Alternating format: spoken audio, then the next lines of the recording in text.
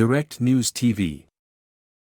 No mercy for cousin killer. Trelawny man gets life sentence, to serve 29 years before parole.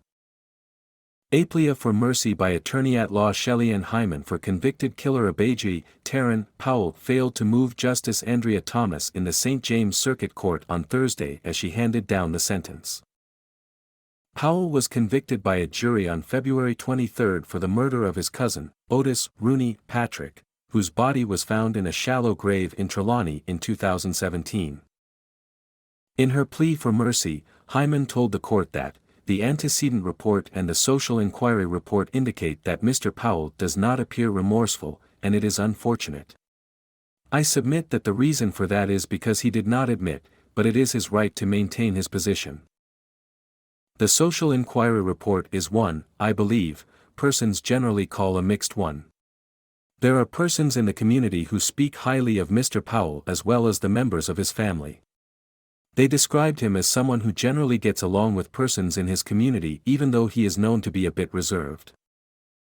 We are, of course, in your hands as it relates to sentencing, and we are asking that the court accept our submission that Mr. Powell is not beyond redemption and can be rehabilitated.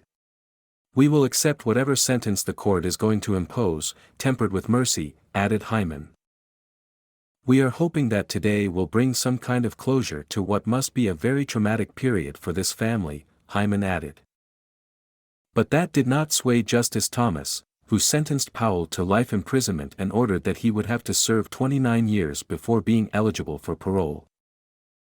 In handing down judgment, Justice Thomas highlighted several aggravating elements, including the fact that Powell was not honest and subjected them to a trial, that Patrick was not a stranger, plus the extent he went to so as to cover up the murder. According to Justice Thomas, she considered the mitigating elements of his previous good character, the fact that he was hardworking and gainfully employed, and the time he spent in custody.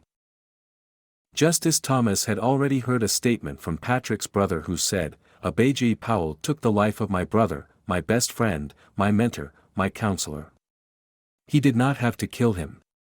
He never once owned up to the wrong he did, and that even made it hurt more.